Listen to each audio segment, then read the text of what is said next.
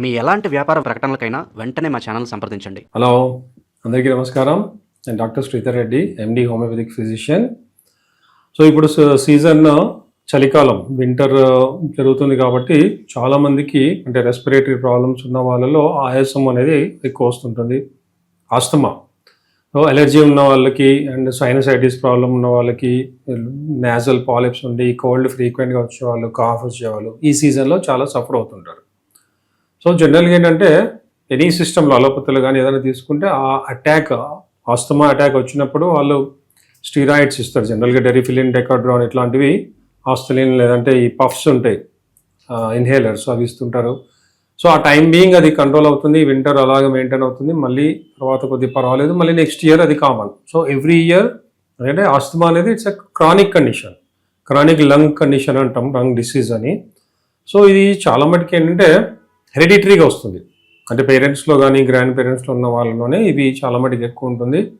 And కొన్ని క్లైమేట్స్లో అంటే ఇప్పుడు కోల్డ్ క్లైమేట్, పర్టికులర్ యూఎస్లో ఉన్న వాళ్ళకి కానీ, ఎక్కువ ఫారెస్ట్కి దగ్గర ఉన్న వాళ్ళు కానీ, కొన్ని పోలెన్ గ్రెయిన్స్ అంటాం, కొన్ని పుప్పడి పూలలో కొన్ని పుప్పడి రేణువులు అవి ఎలర్జీ ఉన్న వాళ్ళు చాలామంది ఉంటారు. సో అలాంటి వాళ్ళలో కానీ, లేదంటే బాగా డస్ట్ ఎలర్జీ ఉండి పొల్యూషన్కి ఎక్కువ ఉండే వాళ్ళు, ఫ్యాక్టరీస్ ఏరియాలో, ఇండస్ట్రియల్ ఏరియాలో ఉండే వాళ్ళలో, ఇలాంటి వాళ్ళలో ఇది చాలా ఎక్కువ వస్తుంటుంది.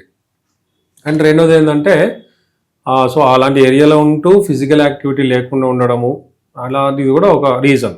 సో లంగ్స్ అనేది వీక్ అయిపోయి, ఎందుకంటే మనం కంపల్సరీ బ్రీతింగ్ ఎక్సర్సైజ్ లాగా మనం మామూలు రెగ్యులర్ ఎక్సర్సైజ్ వాకింగ్ చేసేటప్పుడు ఏంటంటే లంగ్స్ అనేది ఓవర్ యాక్టివ్ అయ్యి ఫంక్షనింగ్ అయ్యి దాని కెపాసిటీ పెరుగుతుంది, ఎక్కువ గాలి పీల్చుకోవడం వదలడం చేయడం ఏదో అవుతుంటుంది. కాబట్టి మనకు లంగ్స్ లోపల కెపాసిటీ పెరుగుతుంది, వర్కౌట్ చేసే వాళ్ళలో, వాకింగ్ చేసే వాళ్ళలో, ఎక్సర్సైజ్ చేసే వాళ్ళు. సో ఇక్కడ పర్టికులర్గా ఆస్తమాలో ఏమవుతుందంటే ఈ ఎయిర్ ప్యాచెస్, మనం ఏదైతే గాలి పీల్చుకుంటామో ఈ నాళాలు, శ్వాసనాళాలు అంటాం మనం తెలుగులో. సో ఎయిర్ ప్యాసేజెస్ ఏవైతే ఉంటాయో అవి నేరో అయి ఉంటాయి. మామూలుగా ఒరిజినల్గా హెల్తీగా ఉన్న వాళ్ళలో ఎలా ఉంటాయో అలా కాకుండా కొద్దిగా నేరో అయిపోయి, సో ప్యాసేజ్ అనేది స్లో అవ్వడం వల్ల గట్టిగా గాలి పీల్చాల్సి వస్తుంది. సో గాలి పీల్చినప్పుడు ఆ ఫోర్స్తో పీల్చుకుంటారు కాబట్టి అది ఒక విధమైన సౌండ్ కూడా క్రియేట్ అవుతుంది. దాన్ని మనం వీజింగ్ అంటాం, తెలుగులో పిల్లి కూతలు అంటాం చాలా మటుకు.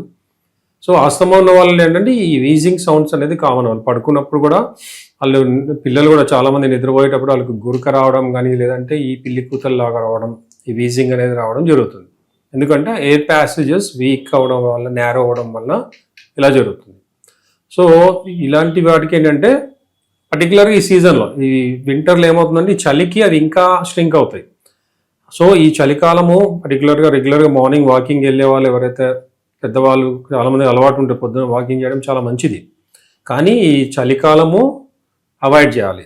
పర్టికులర్గా ఏంటంటే ఎండ వచ్చిన తర్వాత, అంటే 7కో 8కో ఆ టైంలో వాకింగ్కి వెళ్ళాలి. పర్టికులర్గా పార్క్స్కి వెళ్ళేవాళ్ళు, పార్క్కి వెళ్ళి వాకింగ్ చేసేవాళ్ళు ఎండలో చేస్తే చాలా మంచిది.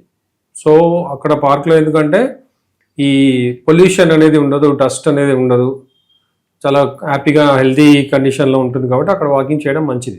కానీ అది కూడా ఈ పోలెన్, అంటే ఎక్కువ ఫ్లవర్స్ ఉండి పోలెన్ ఉన్న ఏరియాని అవాయిడ్ చేయాలి, పర్టికులర్గా అలర్జీ ఉన్న వాళ్ళు. సో ఇది వాకింగ్, బ్రీతింగ్ ఎక్సర్సైజ్, మన ప్రాణాయామం అంటాం యోగాలో, అది కంపల్సరీ చేయాలి. ఈ ప్రాణాయామం చేయడం వల్ల ఏంటంటే లంగ్ లోపల కెపాసిటీ పెరుగుతుంది, ఈ శ్వాస నాళాలు కూడా కొద్దిగా వైడ్ అవ్వడానికి ఛాన్సెస్ ఉంటాయి. మనం రెగ్యులర్గా బ్రీతింగ్ తీసుకొని వదలడం వల్ల ఆ మూమెంట్ కూడా ఫ్రీగా ఉంటుంది. సో ఆస్తమా వచ్చినప్పుడు ఆ కండిషన్ ఏదైతే ఉంటుందో దాన్ని అవాయిడ్ చేయొచ్చు. బట్ జనరల్గా ఏంటంటే ఇవన్నీ కూడా మనకు సపోర్ట్ చేస్తాయి, బట్ క్యూర్ అనేది ఉండదు. ఒకసారి ఆస్తమా అటాక్ అయ్యింది అంటే జనరల్గా అలోపతిలో కానీ వేరే సిస్టంలో తీసుకుంటే అది జీవితాంతం ఉంటుంది. దాని ఇంటెన్సిటీని తగ్గించవచ్చు, మెయింటైన్ చేయొచ్చు తప్ప క్యూర్ అనేది లేదు. బట్ హోమియోపతిలో ఏంటంటే మేము ఇచ్చే ట్రీట్మెంట్ ఏదైతే కాన్స్టిట్యూషనల్ ట్రీట్మెంట్ అంటాం, ఇది హెరిడిటరీగా పేరెంట్స్ నుంచి వచ్చిన ఆస్తమా అయినా, లేదంటే వీక్నెస్ వల్ల వచ్చిన ఆస్తమా అయినా, లేదంటే అలర్జీ వల్ల వచ్చిన ఆస్తమా అయినా, డస్ట్ అలర్జీ కానీ, పొల్యూషన్ అలర్జీ కానీ, కొంతమంది స్మెల్స్ కూడా, కొంచెం స్ట్రాంగ్ స్మెల్స్ వచ్చాయంటే వాళ్ళకి దగ్గు రావడం, తర్వాత ఆయాసం రావడం, అండ్ కఫం వచ్చేది ఛాతీలో ఉండిపోయి కంజెషన్ లాగా అయిపోయి టైట్ అయిపోయి చెస్ట్ అనేది, చాలామంది ఏంటంటే నైట్ పడుకోవడానికి కూడా కష్టం అవుతుంది వాళ్ళకి. కొంతమంది అయితే నైట్ ఆస్తమా అటాక్ ఉన్నప్పుడు కూర్చొనే నిద్రపోతుంటారు, పడుకోవాలి, ముందు పిల్లోస్ పెట్టుకొని దాని మీద చేతులు పెట్టుకొని తల పెట్టుకొని పడుకోవడం అలా చేస్తుంటారు. లేదంటే కంపల్సరీ ఆక్సిజన్ ఎక్కించుకోవడము, లేదంటే ఇన్హేలర్స్ కంపల్సరీ తీసుకోవడము, ఇలాంటివి అలవాటు ఉంటుంది. సో ఇలాంటి వాళ్ళు ఏంటంటే మెయిన్గా డస్ట్కి, స్ట్రాంగ్ స్మెల్స్కి వీలైనంత వరకు అవాయిడ్ చేయాలి. అండ్ ఇమ్యూనిటీ బాడీలో స్ట్రెంథనింగ్ పెరగడానికి మంచి వార్మ్ ఫుడ్, ఇంట్లో చేసిన ఫుడ్ వేడివేడిగా తినాలి. ఫ్రిడ్జ్ ఐటమ్స్ అనేది అసలు ముట్టకూడదు, టోటల్గా అవాయిడ్ చేయాలి. వాటర్ కూడా గోరువెచ్చగా తాగడము, ఇలాంటివి తినడం కూడా వేడివేడిగా తినడం చేయాలి. పర్టికులర్గా పిల్లల్లో ఇలాంటి ప్రాబ్లం ఉంటే కంపల్సరీ వాళ్ళకి వేడిగా ఇవ్వాలి.